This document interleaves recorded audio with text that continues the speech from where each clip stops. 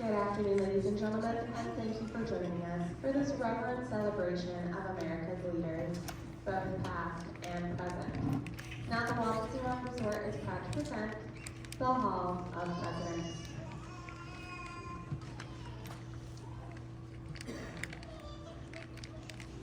This program is dedicated to the memory of Walt Disney. In 1971, his love for America inspired the creation of the Hall of Presidents, a place to celebrate the optimism and goodwill he saw at the heart of the American story. Walt's vision was to honor the nation by honoring the American presidency.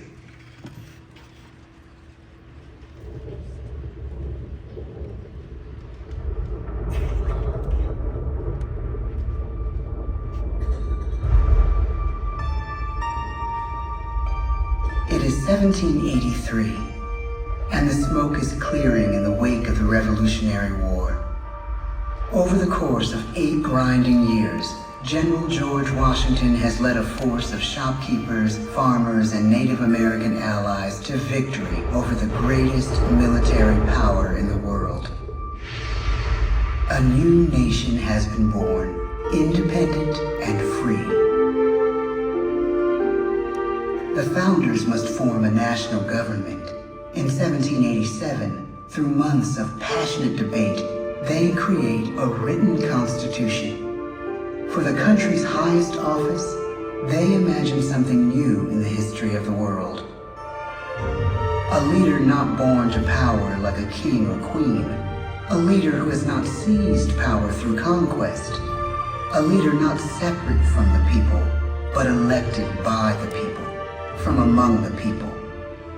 We, the people. This is a new idea, an American idea. The idea of a president.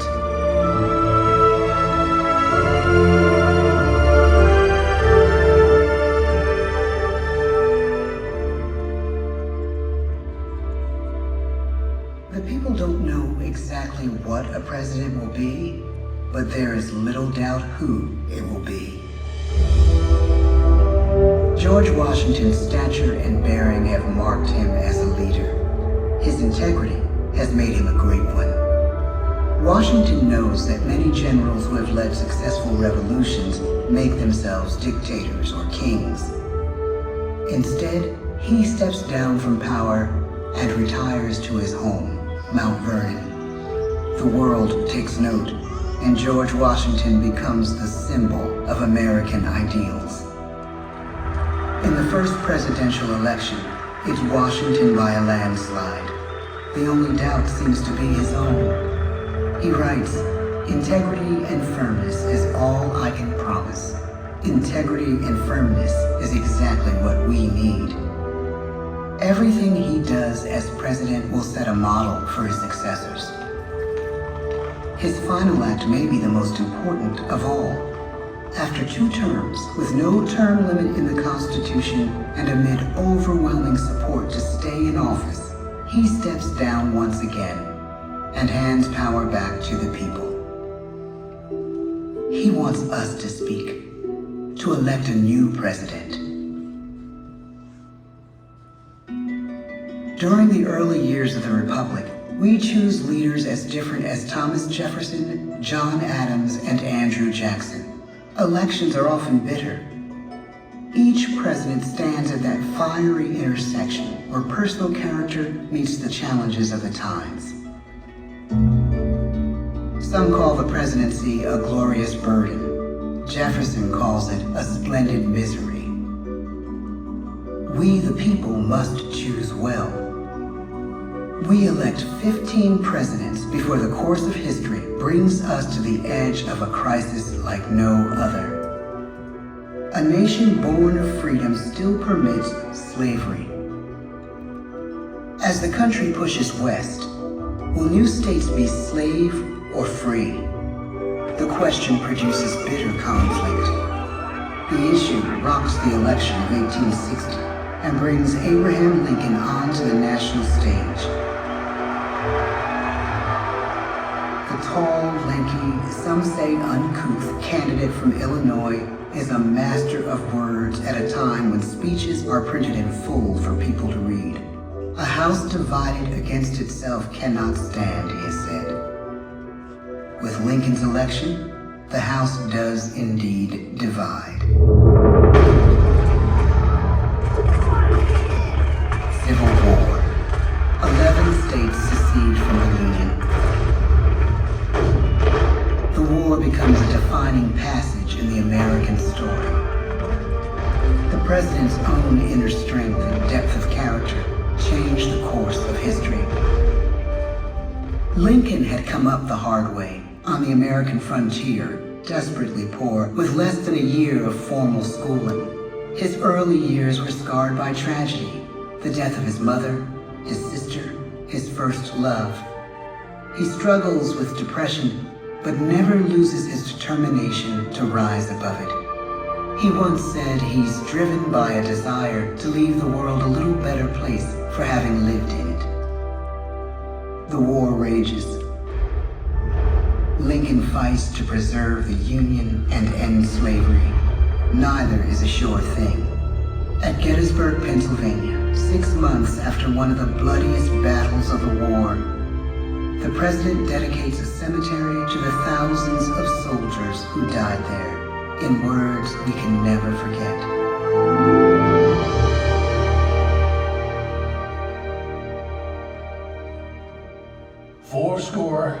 7 years ago, our fathers brought forth on this continent a new nation, conceived in liberty and dedicated to the proposition that all men are created equal. Now we are engaged in a great civil war, testing whether that nation or any nation so conceived and so dedicated can long endure. We are met on a great battlefield of that war. We have come to dedicate a portion of that field as a final resting place for those who here gave their lives, that that nation might live. It is altogether fitting and proper that we should do this. But in a larger sense, we cannot dedicate, we cannot consecrate, we cannot hallow this ground. The brave men, living and dead, who struggled here, have consecrated it far above our poor power to add or detract. The world will little note, nor long remember what we say here, but it can never forget what they did here. It is for us, the living, rather, to be dedicated here to the unfinished work which they who fought here have thus far so nobly advanced.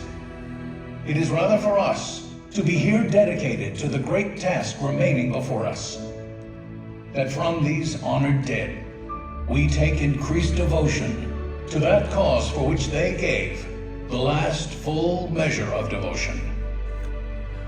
That we here highly resolve that these dead shall not have died in vain, that this nation, under God, shall have a new birth of freedom, and the government of the people, by the people, for the people, shall not perish from the earth. The blood of over 500,000 Americans is spilled in this Civil War. President Lincoln's enduring hope is to give true meaning to the sacrifices of so many, to lead us to that new birth of freedom. With the end of the war and the end of slavery, a new birth truly begins. As we roll toward the 20th century, settlers roll west on wagon wheels and railroads connect the nation coast to coast. Millions of immigrants pour in from Europe and Asia. Population doubles. Our economy triples. Our standing among nations rises. We need presidents who can lead both at home and abroad. At the same time, a young Theodore Roosevelt is retreating from New York politics and personal tragedy. The death of his wife and his mother on the same day in the same house. In the Badlands of North Dakota, he rethinks his life and the life of his country. He returns stronger in body and spirit. His renewed energy is just what his country needs.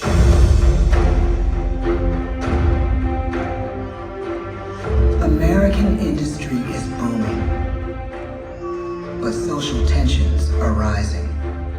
A progressive movement is bubbling up, pushing for change, and change is needed in the working and living conditions in cities.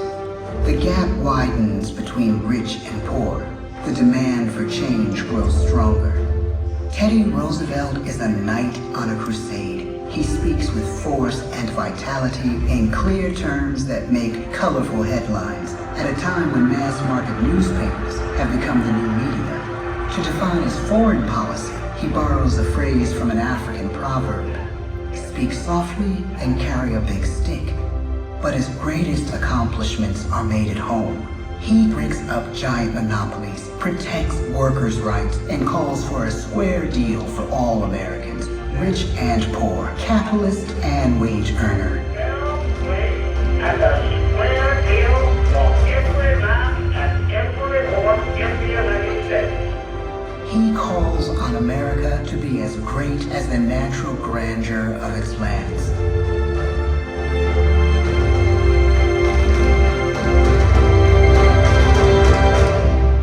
Keep your eyes on the stars and your feet on the ground, he tells us. And we do.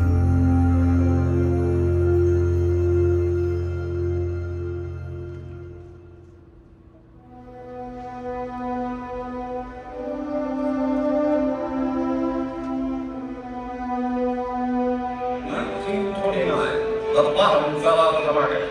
12 million unemployed. The bread lines and the super. The results of the 1932 election now appear. When we elect our 32nd president, it is the worst of times. The course of history and the course of one president's life again shape a turning point in our national destiny. Franklin D. Roosevelt, paralyzed by polio, knows how to restore the faith of a people paralyzed by the Great Depression. I believe in practical explanations and in practical problems. He has found the inner strength his countrymen now need. He speaks to us like a friend, a neighbor. His optimism is contagious, his voice perfect for the latest breakthrough medium, radio. He calls us to believe we have nothing to fear but fear itself. And we do believe. Tonight's attacks on England are perhaps the most widespread war in the course of the day. But an even greater challenge dominates his final years in office. The Second World War.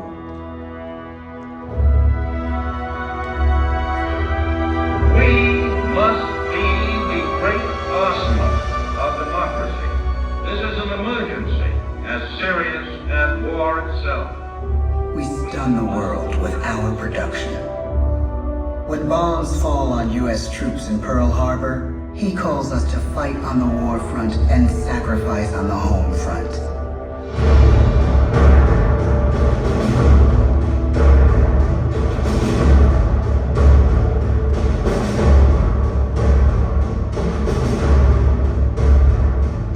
The harder the sacrifice, the more glorious the triumph. So spoke America in the year 1776. So speak Americans today. The world changes. The country changes. And yet, in one sense, what we need most from our presidents has never changed. A guiding vision that calls forth the best that America can be. Will outer space be developed for the benefit of all mankind? Or will it become another focus for the arms race? The choice is urgent, and it is ours to make. Ask not what your country can do for you. Ask what you can do for your country. But really, it's all of us who must overcome the crippling legacy of bigotry and injustice. And we shall overcome. One of the agreements that President Sadat and Prime Minister Begin, your signing tonight is entitled A Framework for Peace in the Middle East. Mr. Gorbachev, tear down this wall. You have lost too much, but you have certainly not lost America. I can hear you. The rest of the world hears you. Loving this country requires the willingness to speak out for what is right, to shake up the status quo. That's America. Our presidency is no longer just an idea. It is an idea with a proud history. Ladies and gentlemen, the presidents of the United States of America.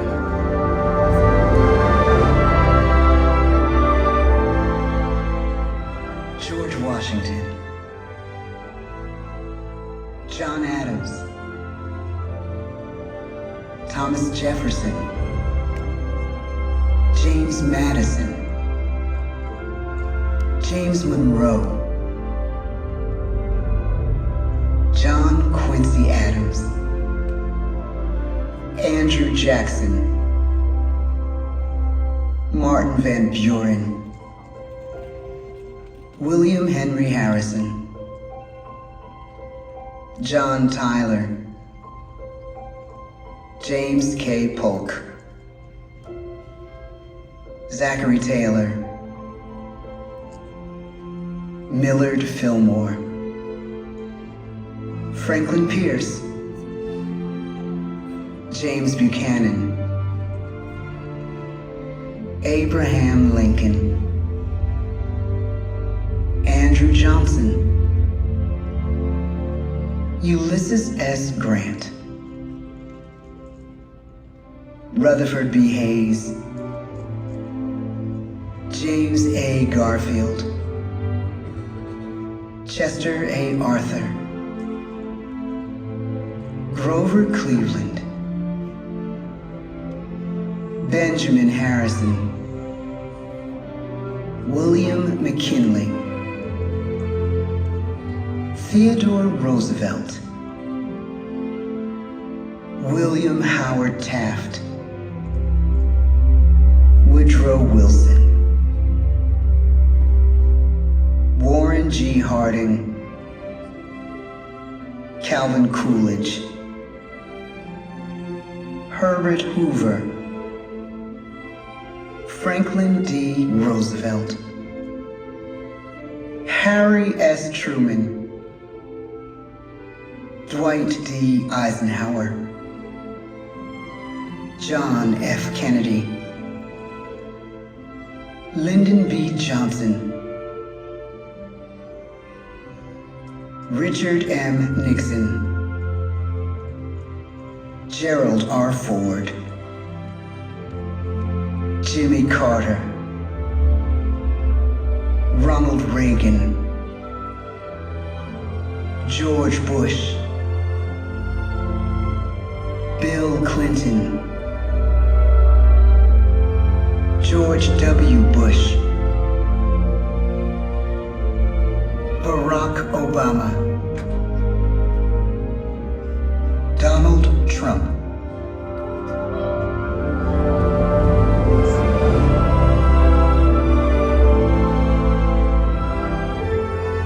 And now we come to the present. Once again, we place our trust in the idea of a president, as we have from the beginning. My fellow citizens, no event could have filled me with greater anxieties than that notification on the 14th day of April, 1789, that you had selected me to lead our nation. But it was with the confidence of my fellow citizens that I took an oath. 35 simple words that have been repeated by every American president throughout history. I, Joseph Robinette Biden Jr., do solemnly swear that I will faithfully execute the office of President of the United States, and I will, to the best of my ability, preserve, protect, and defend the Constitution of the United States. So help me God. The presidency of the United States is a role unique in the world, an office entrusted to each president by us, we the people. Therein lies the genius of that new idea, now over 200 years old. A new idea our presidents have turned into a great American idea again and again.